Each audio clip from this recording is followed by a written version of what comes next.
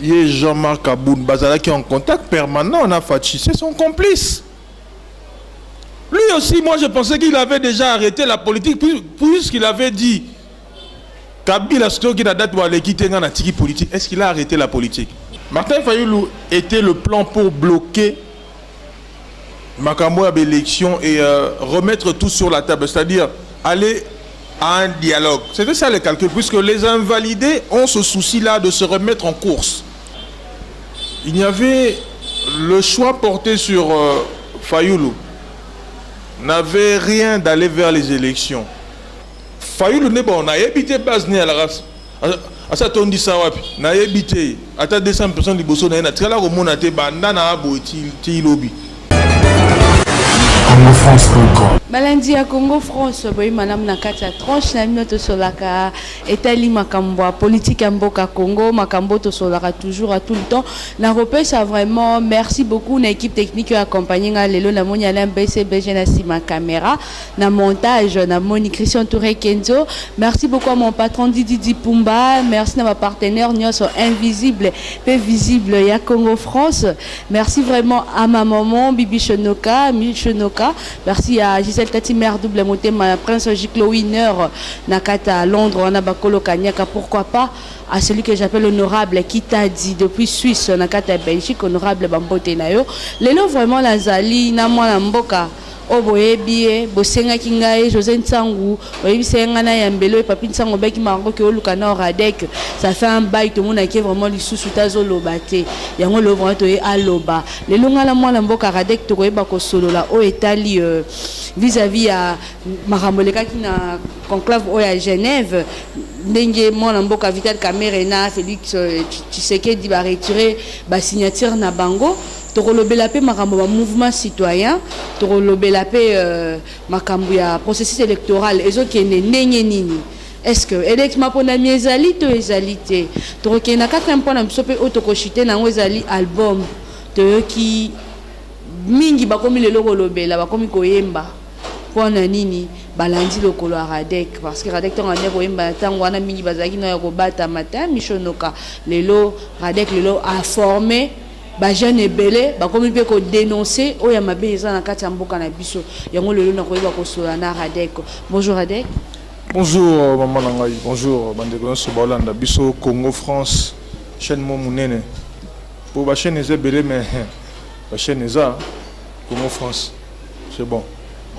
Mikolo très fâché contre affaire conclave aussi qui m'a cassé katani Mikolo raka José Nsango ba Margo Luka na Radek Luka Radek conclave à ya Genève ngala chana songi après na kene na Radek na lobe yango mwana mboka Martin Fayoulou lelo vraiment yo kanisa ki soki Bemba to Moïse Katumbi bazaki na kati ya mapona mio kasi mo bangeki ba chabino poa to ngebo ke na candidat koma et n'a que simbate de deux boke oluka muto abatu bailleur de fonds bolaka ki nini bongebo pesa nini oro diamant cuivre autonine pour te yoki ke muto a financer conclave wana ezaki bato kende ko luka ba financer conclave ezaki mwana mboka Moïse Katumbi na Jean-Pierre Bemba.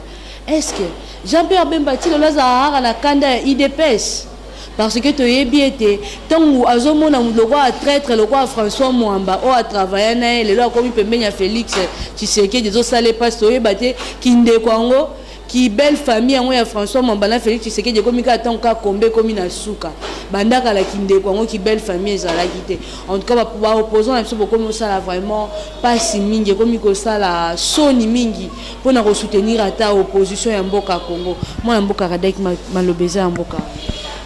Oui, merci. Na bande de connaissances sur Hollande, ngai partout dans le monde, na minute omoni, l'air Radek alobara maramususu. Ba comprendre na biso te mais muke ba mo comprendre na biso c'est parce que ba vérité to ba na oloba et comme ko mona na siko na miso. N'avais-je pas dit que ba opposant tout ba aventurier. Ba o tout wan. Omoni maramule qui na coalition, il y a Genève, la Mouka, quelque chose comme ça. Ça prouve qu'il n'y avait pas de sérieux. Puis dans les documents, on a mon sur les réseaux sociaux. Ça prouve combien plan machiavélique. Ça prouve combien les signataires il y a Eloko Wana Balingi République OET. À côté de ça, nous voyons les deux camps. Il y a invalidé, n'a pas validé aux élections présidentielles. À l'élection présidentielle. Et au milieu de Moni, Moutoumousso qui a organisation, il y a Kofi Annan, quelque chose comme ça, comme un médiateur. On cherche toujours des blancs pour Bakumba Bisso. C'est comme si entre noirs, ça ne peut pas marcher. Et de là, il y avait le choix porté sur Fayoulou. N'avait rien d'aller vers les élections. C'était juste le plan du blocage. Or, M. Bazana, ils sont prêts à aller aux élections avec ou sans machine à voter. Mais Bayebi sort mais ils veulent quand même aller puisque ce sont les accompagnateurs de l'occupation.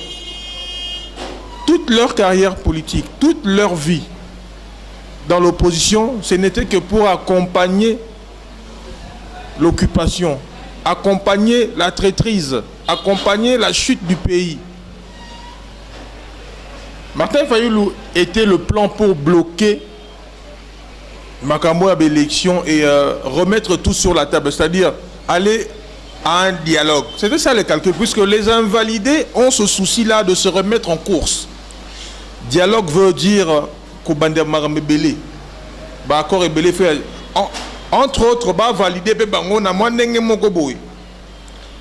vous savez que la disqualification de Bemba et de Katumbi, ils ont aidé, fait les affaires de beaucoup de gens, de beaucoup de partis politiques. La disqualification de Banga Gawana, ça arrange beaucoup de partis politiques, sans pour autant ça arrange beaucoup de leaders politiques. Parce que quand Bemba et Katumbi, je ne vois pas Fayoulou. Je ne vois pas Fayoulou Fachi briller. Je ne vois pas Kamere briller quand Bemba Igwe est là ou quand Katumbi est là. Je ne le vois pas briller. Je ne le vois pas aussi populaire que Bemba. Encore moins que Katumbi à la base. Katumbi a une popularité. Katumbi est populaire. Toyebi ba full adrenaka nakatanga. Kinshasa n'est pas le Congo. Que les gens n'oublient pas ça. Kinshasa n'est pas le Congo. Vital atondi saka na Bukavu zo ke kuna sala mama na ba plein na est. Vous comprenez? Donc mutuna na kwa na renyaka. Fayoulou ne bon na ebité base ni à la race. Asa tondi sa wapi na ebité ata 200 personnes liboso na trela ko mona te banda na abo ti lobi. Alors Kotala ne ma maintenant okendele disqualification bato ça arrange. Alors plan la coalition de Genève elle est pour va bloquer l'élection parce que Martin Fayoulou est réputé comme homme de la rue, entre guillemets. Bien qu'il y a trop d'opportunisme dans la rue. Mais entre guillemets, il est réputé comme homme de la rue. Alors, il fallait trouver l'homme de la situation à contrer Chadari. Bien que pas populaire, hein, mais il fallait quand même trouver quelqu'un qui va pilier sur la macasse et va soutenir, pour bloquer. Donc, le plan n'était pas les élections. Alors, les amis auraient dû comprendre que Azam ou élection t. Mais le danger c'est quoi? Ceux qui ont bloqué le Kwana pour PCA pour amour déjà ou que non moyen que non pour contrer les assoutes. Alors comme a déjà Yende, le leader de l'opposition, c'est ce qui dérange les gens. Qu'on fasse de Fayoulou le leader de l'opposition. Alors il y a eu des magouilles et l'équipe pas Fayoulou Abimi. Fayoulou Abimi c'est pas par magie Abimi. Ça a déplu à certains leaders, entre autres Félix Antoine Chilombo et Kamere. Il n'y a qu'à voir lors du point de presse, tous ces leaders entre guillemets, il y a partout dans la guide des bouffons, il faut voir attitude d'abord, c'est-à-dire des gens pas contents. Pas contents. Et ça ne nous étonne pas. Tomo Nabango, moins de 24 heures après, va renier signature d'abord, va retirer signature Nabango. Ça ne fait pas sérieux. Je vois des fanatiques, je vois des tribalistes dans les réseaux sociaux écrire que X président, X chef d'État, Jacob Zuma, Osenani, Baz Naemoutou, écrira que nous va retirer. En 2000. Tabombeki, oui. Tangu Kondo Tshisekedi alobi ba siège na assemblée. Moi mboka fayu le kende kovanda na assemblée alobi base ne balobi ke a siège na assemblée pour azaki eli.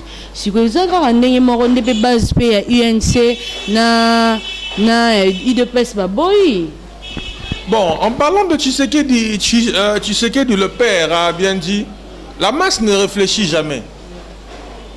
Aradek de rajouter, la masse est émotive, à fonctionner là-bas, émotion. C'est le leader qui guide la masse. C'est le leader qui draine la masse, le guide, le leader. Net il a reçu le bana, il y a un Radek n'a pas bandoulé, engagé, ou a attaqué pouvoir les loyaux et personne là. Donc nayoka qui batouté parce que ceux qui nayoka qui batouté, ben pas pexanga Radek te pas ko mayo pas ko kangayo bo na bo.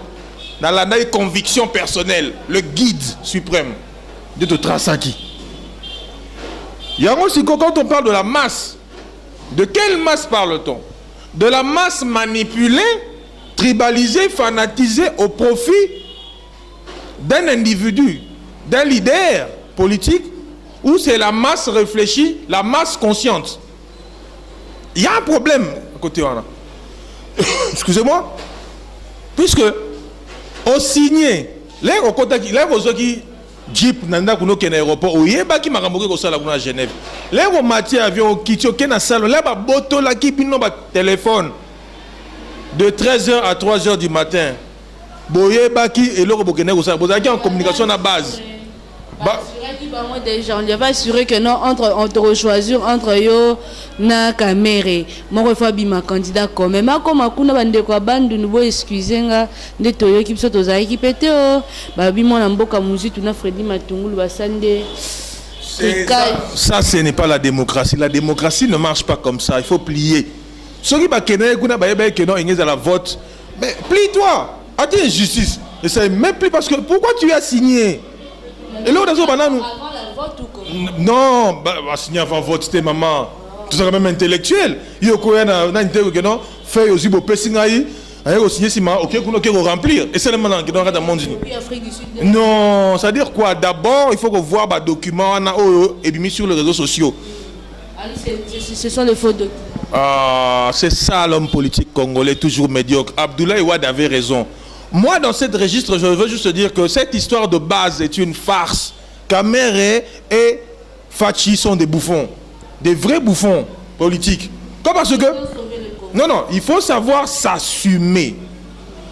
Lorsqu'on tient signature dans place Moko, lorsque tu signes sur un document, il faut être en mesure, il y a défendre, il faut être en mesure, il y a au-dessus des émotions, souvent de la masse.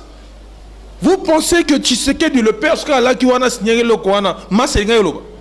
il a posé combien d'actes? Nalobi, hein? Poba Kende Ibiza,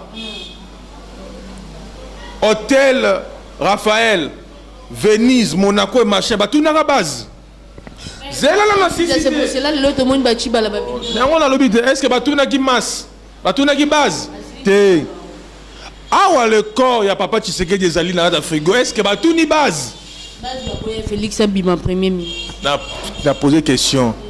Ah, le corps, il y a Tshisekedi des alliés dans la morgue, pour y abouer. Tout n'y base, et y a ou pas? C'est faux. C'est faux. Ça veut juste dire que ces leaders-là étaient déjà mécontents dans la salle du fait que Fayoulou soit désigné le leader. Parce que le problème c'est quoi? C'est que dans la minute c'est Fayoulou qui est devenu le leader. Tout la caméra sur le monde est allé vers hier. Nous l'avons suivi sur toutes les chaînes du monde, on ne parle que de Fayoulou, pas de. Ça fait mal à ces égocentriques là, ça le fait. Et ça là on passe.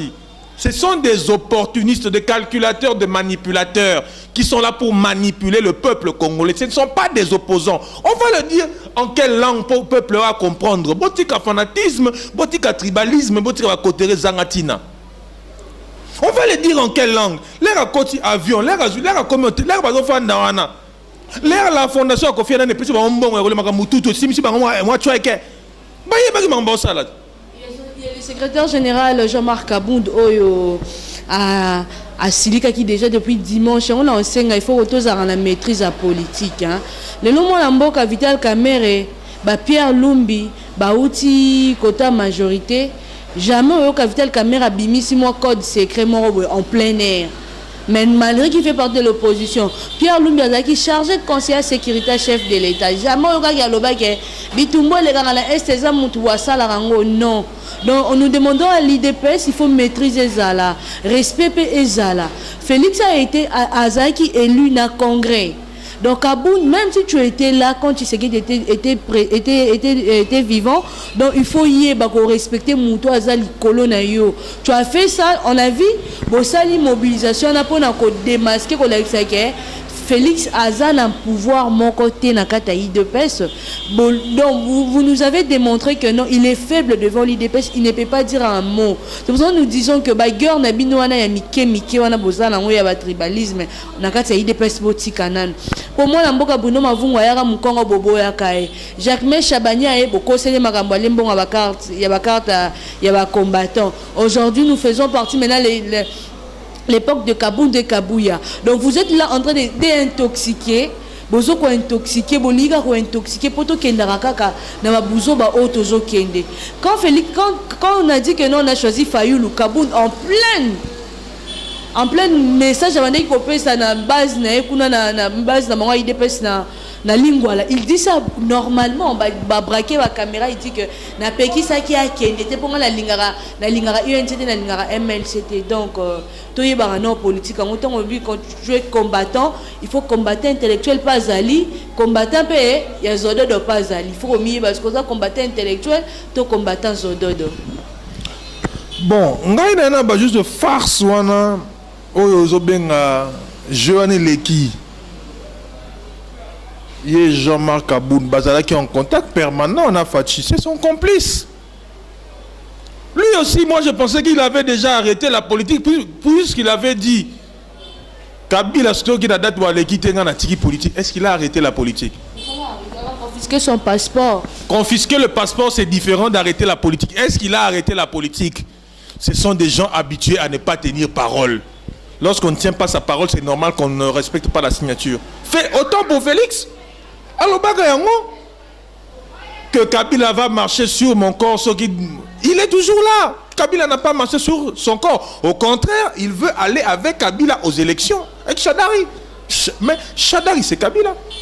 Ce sont des gens qui ne respectent pas leurs paroles. Des gens qui ne respectent pas la parole ne respecteront jamais la signature. Et ils n'ont pas respecté la signature. Et à la face du monde, ça prouve combien nous ne sommes pas sérieux. Voilà, je reviens à dire que Abdoulaye Wade avait raison.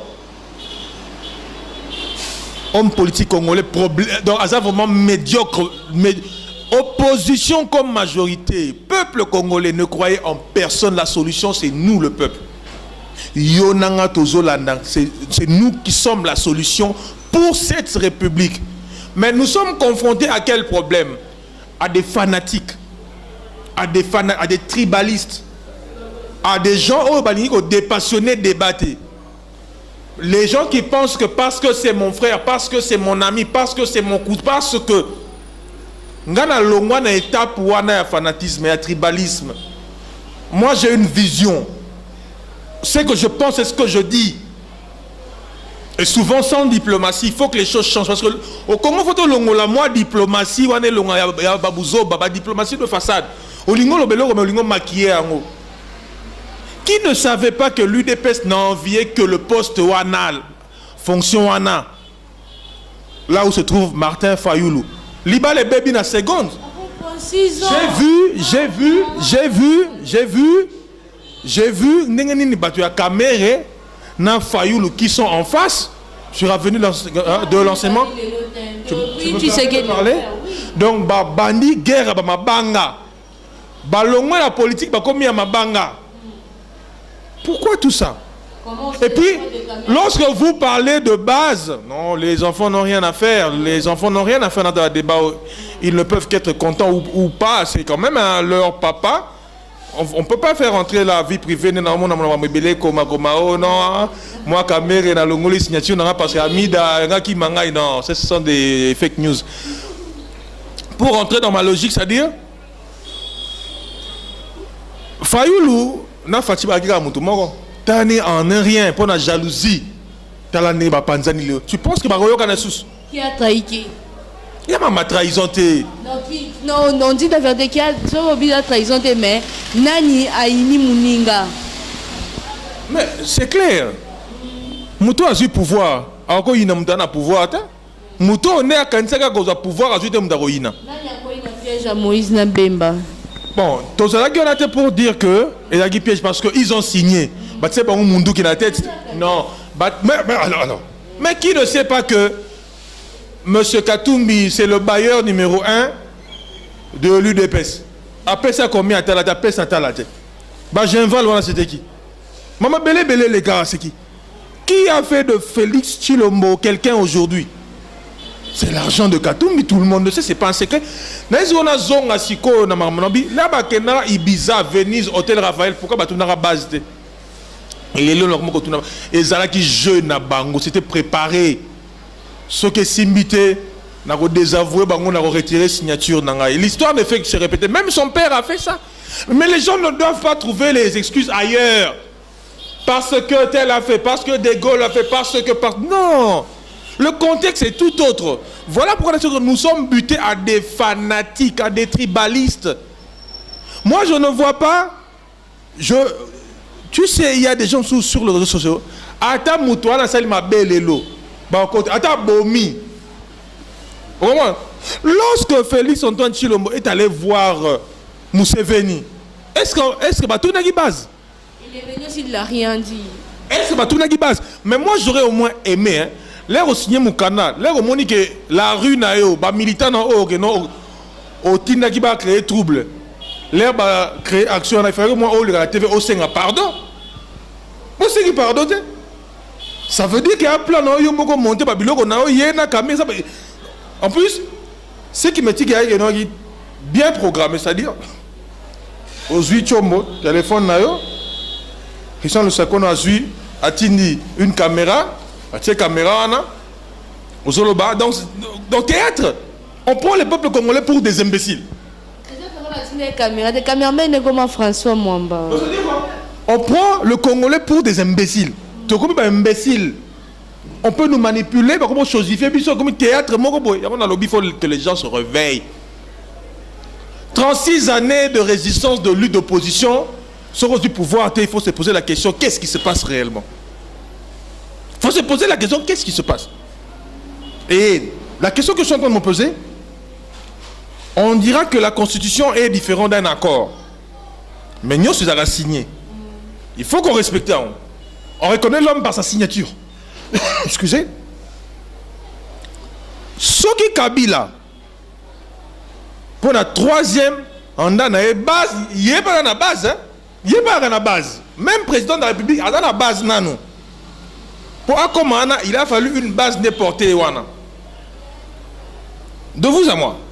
Ce qui n'est pas une base, n'est pas ce que Boyaki a dit que non, Boya troisième mandaté. Il faudra un troisième mandat, base et un troisième mandat.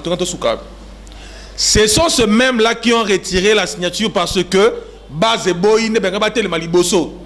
Botan la respecté, ça allait créer des foyers de tension, de violence. Quand Batouana ben pas créer, il y a un enseignant qui a eu sur liboso, il y a eu des pèses. Papa on a tout, oh ya maël, on a ebi. Oh bah on perd de temps Nicolas, il y a des pèses. Regardez vos vies. Regardez la vie de Félix Antoine Tshisekedi. Regardez vos vies. Maël est sale. Mais tout est sale. Vous allez manipuler à outrance. Vous allez manipuler, c'est une volonté. Mais ce que l'amour qui, vous comprendre, sortez un peu de ce carcan, sortez un peu du système. Puisque vous n'êtes pas différent des gens manipulés par le FCC. Tout le monde est homme providentiel, Messie. Il n'y aura pas de Messie dans le Congo. C'est le réveil citoyen. Quand on parle du réveil citoyen, même dans les partis politiques, soit tous les partis politiques, les lots, Papa Sora Koufi, c'est Moana. Papa Sora Ate, c'est Moana. Mwando Simba. Le parti, comment il s'appelle Arthur Ngoma, c'est sa fille. UDP, c'est son enfant. MSC, vous rappelez, Moutoumor a commis ma famille Gaka. Jean-Pierre Bemba Babiton à côté, je ne sais pas si mon patron Didi Pumba qui au contredire nga po yimtazaki kuna babi Jean-Pierre Bemba tant à côté qui a solana batoana à côté qui na mwana ya aza âge 18 ans mais mena qui mallette a cheno bazaï ba mpanzi a che fidèle babala mpanzi à côté na mwana donc formation karate. Mais ya moto zoloba ba parti ebele bazo se prétendre démocratique. En réalité non, ce ne sont pas des démocrates. En réalité, Baba démocrate. Pourquoi Karabana ne faut pas remplacer ça? Pourquoi pas les autres? Pourquoi pas les autres? Des fois, il ne faut pas condamner Bato Longora dans ces partis-là pour aller de l'autre côté. Ils estiment qu'ils ont trop donné, qu'ils ne reçoivent. Baye lutte. Baye lutte. C'est la politique. Il n'y a que des intérêts, il n'y a pas d'amitié. Et ce sont des choses même que les Katoum doivent comprendre. Donner des milliards, des millions ne fait pas de ce genre-là, camarades Nayo. Ils ont des ambitions. Avant-hier, il était petit. Hier, tu l'as formé. Aujourd'hui, il est devenu grand. Il a des ambitions. Il s'estime aussi autant fort, si fort que toi aussi. Donc, assume, Bunda, et combien il y a là? Et combien il y a attaque à banane? Secrétaire général à ma parti, n'a pas besoin de dire qu'à ma parti, il y a un secrétaire généreux à ma parti. Et ça, non, c'est pas sérieux. Vraiment, Marambo, ça a pas si peu sonné. Marambo, tu es nango wapi? Nga tunara. Moïse Katumbi, bon, on est à Yaro, Pessara Karabat. Il y a plein de jeunes awa. On va souffrir. Tout le monde a ta société montée à Kinshasa, ton a Bandundu, Towa, puis Bakomi Kombo, société Katumbi. Et ça te ça il y a un transfert à bas code. Il est fin du mois, à ta western en open à éviter. À ta ce qui ont ni na éviter pour à foutre à nega rabatu kaka. Bon ango, et ça kaka ya bongo. Autant te roloba, il soit comique. Bah répondre tout à tindi va tester pour les canaratés l'émission moi na po boy. On fait juste notre travail parce que nga loba on la lire à la mbonga Katumbi na zara na passeport na zara na carte d'électeur. On a complété le mot sigolo bien au moni presse ya Congo lelo. Et comme na bana bitinda ba Sankara ba bureau la presse ya Katumbi comment la presse ya lobi na landine de Coliezer. Mais on a ça sous journaliste c'était. On a sous journaliste c'était. Donc comme attaché de presse, il y a Félix, il y a des presse. Non, les choses ne peuvent pas continuer comme ça. Il lui donne combien? On sait qu'il a beaucoup fait dans la vie à Eliezer, mais quand même, tout tire à la éthique, à la déontologie. Puis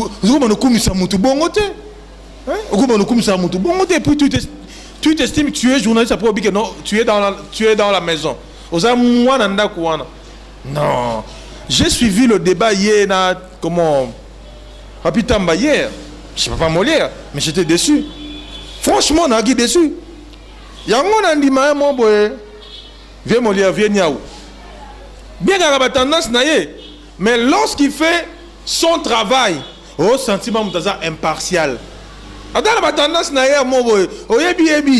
Mais quand il fait le travail, bien qu'il y a baby ça la émission les gars mo ngala sepela la ngote vient ngai apa nembalemba na sepela na émission ote à Kinshasa makambo. Et comme il dit comme mobo yaba commandant à la police pour la koluka promotion na bango bakanga nga bana ya batu bakuluna ata na machette te basimbisi lichette. Oh mutu soki nano ake na parquet okoki kolakisa face na ye na TVT yo banda kosambisa ye na caméra. Papa Molière attend suffisamment ayebi ce que je suis en train de dire. Mais il fait bien le travail à la place où on a na monaka baby ça à côté. On a parce que Magamezo le Canada Assemblée nationale akenda na caméra kunate ala kisakate. Ba abi ezo le Canada la police wana ala kisakate. Mamba belezo le Canada dans les partis politiques même opposition. Alors ba raconter. Non. Tout soit dans l'Assemblée nationale puisque alors belaka yango ata mukolote. Mais le petit peuple, les petits citoyens, les petits voyous, les petits misérables, n'est à attaquer Bango. Mais les grands koulouna en costume, en cravate, Peter Tiana Meki, Talatika Peter Tiana Souki. Mon frère Peter Tiani, qui a combattu pour moi tant que lorsque j'étais en détention, combien de fois il ne s'est pas battu pour Nangaï Moutoua Tiani pour dénoncer Magouille Mozolega. Mais ceux qui sont 5, 20, 30, bah dénoncer Babilo Rabongo. Mais non, lorsqu'il faut attaquer les petits koulouna, bimi na ba caméra, l'accès non, non, 3 fois non. Boyebi ça est bon ben non. Soka lingi arola ne ba traquer ne batuwana o ya mabe parce que na suka émission na minga banga. Oh to fingi mutu. Mais le fingi mutu te. Ba petit nos l'accès nos exposés bango, tu détruis leur vie, ils ont exposé bango. Attends muta bomi. Attends, à moi, droit à dignité humaine. Ne fût-ce que la dignité humaine. Parce que ça, c'est salir la dignité de quelqu'un. On l'a dit, il y a combien de millions de personnes. Bien que la personne là a fait du mal. Mais ce n'est pas à toi de faire ce travail-là. Bien que comme il y a encore pour être suivi pour moi aux audiences. Voilà un peu, c'est ça ma... Je vraiment inquiet. On a déjà chuté maintenant. Je vais regarder moi vis-à-vis du mouvement citoyen. Le mouvement citoyen... bozosa makambo yupe na mboka ngo pe mibeko pe ezali avant ya kosala eloko moko bakomelaka na gouverneur de la ville nous devons procédure ndenge kendaka ata pe tomonaka nde bakombatant babimaka na poto wana basalaka pe makambo mosusu bakomaka pokokoma eyebaka eza kointerpele bakonzi ya mboka bayeba ke na mokolo ya lelo bato boye bakokita bakosala boye. On a vu tout le monde qui va ndekona biso moi ndekona biso oyo ya Lusha Gloria Senga o alongwa Lusha après États-Unis alongwa Lusha aena visi tant aena visi o to benga wana na latin to benga wiki tant aena ngo allez asui ba jeune pas mobiliser ba jeune des arara ba mouvement citoyen ba ke ba kiti na terrain ba kabola ba track peuple congolais la musa ki bomoto na yo parmi bango carte des membres ya visi bazana ngote nini ceux qui baba ni blanc sur senga qui bango autorisation ya mouvement citoyen ezali tema ozo kita na terrain na bana bato. On a vu l'autre même aza ko hospitalisé azobela comme na état moko donc ya ronzimate allez le roi appelle Gloria pas zaki pe munoko mingi koloba pe na bato majorité basani bakangie tout le monde va me soir comme publier oh maman Olive tale la likambo non. Gloria ne fait pas partie de Maman Olive. Gloria te yebi aza mutu aboye. Donc eza passe miniradek bino mouvement citoyen beaucoup moyara rapport na relier mbongo ya monsieur nani wana oh monsieur oh mais ba mais c'est Georges. Il y a des grands financiers pire mutu monsieur ensemble. Monsieur Georges Soros c'est lui qui a financé le ballet citoyen il y en a marre au Sénégal et au Burkina. C'est un monsieur qui pense toujours à déstabiliser l'Afrique, qui pense toujours à Rubenda ba richesse, ya bamboka riche.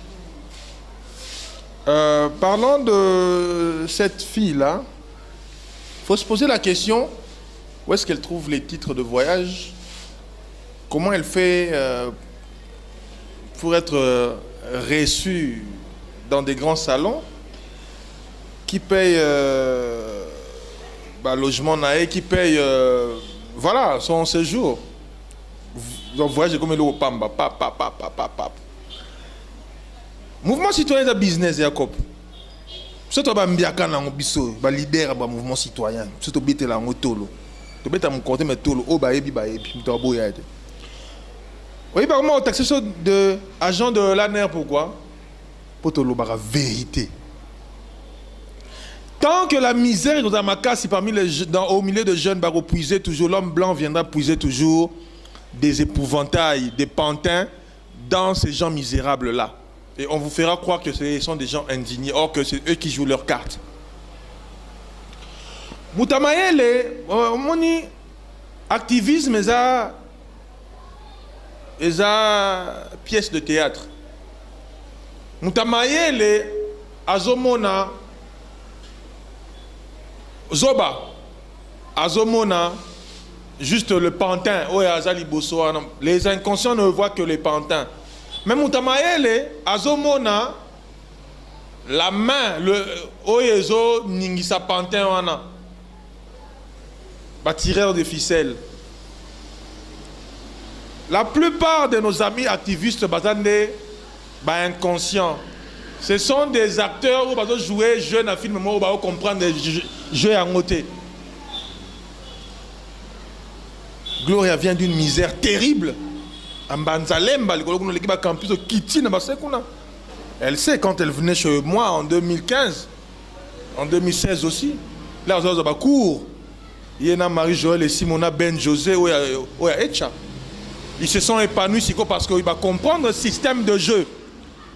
L'herbe sont comme un pec, ça va te master. Bokende kuna te petit, bokende kuna te poste to yebi kuna.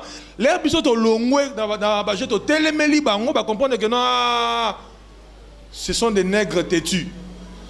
Il faut écarter les nègres têtus et prendre les nègres dociles. Surtout on a besoin de Lumumba. Tu vas dire que sur la on a eu monde, surtout moni comme sur ma baie, tout monter les je to me mangane simbate. A to payant $5,000, a to payant $3,000, a to que non, bandaka ba cher, surtout faut pas on fait pas cher, à $800 par mois. On ça la pété. On ça la té. OK, na musa la té na ton yo internet gaga. Yo zombongo. Tu vois? Là tu comment mais pour oser peut s'abonner comme il peut-être bon te jeter. Nga nazali guide suprême, nga nazali na vraiment bana kimbangu ba jozo me mané aussi mais oh ba na misère que non na misère parce que nous ne venons pas de mauvaises familles. Ba tenter ba que oh ça sortant ba vie à bien. To ko zo mon on réalité ba bien pas voilà ce qui se passe.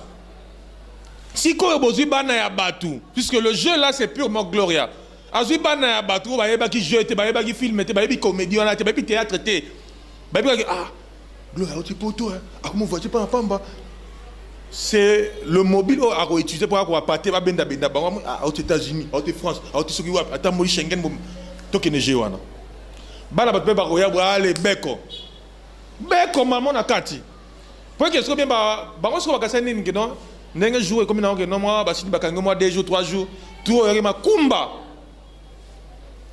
L'opportunisme, il faut essayer là dans le mouvement citoyen. Business, commerce, il faut ici là. L'air, le mouvement citoyen, il va bino ba master na poto, bino ba beaucoup un peu méfiant envers ngai, ebelé, activiste, bozonga ba botuna bango, radé kakamta ane, est-ce que ba preuve, est-ce que possible mona ye, ata photo, ata moi texto moko boye. Baba te pourquoi ba lo ba bongo, ba kozangelo ka loba. Mais ngai ce qu'on a dit que non, c'est le réseau que je dénonce. Et c'est comme la mafia italienne. Une fois que tu brises l'omerta, tu brises le silence, mon berarate, la mafia, tout babo mayo. C'est ce qui se passe avec moi. Je dénonce de je peux. Nana lobby te moi réseau, nana lobby te na koloba. Na sina betala que non, il sort un financement ba 5, n'a pas lia. Vous comprenez? Mais est-ce que c'est la première fois que non na koloba? Mais là, comprendre mais bateau bazo paie ça pour rien.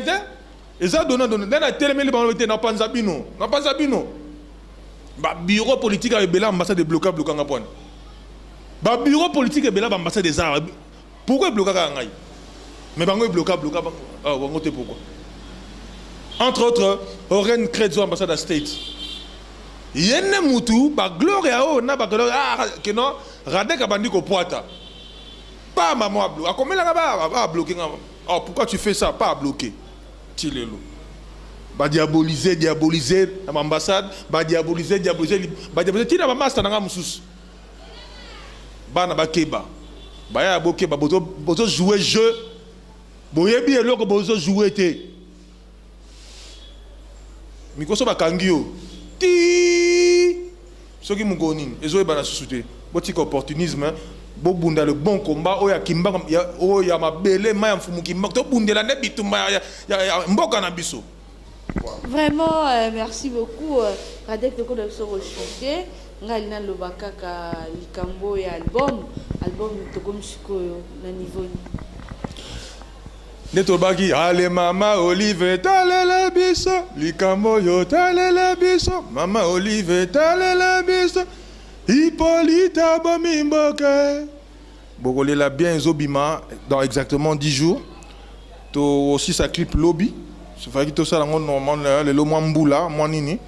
To aussi sa clip Lobby déjà to beta ngomba mo parce qu'il y a ngonde donc to zoembe la même to aimer même la politique nakati. Hein?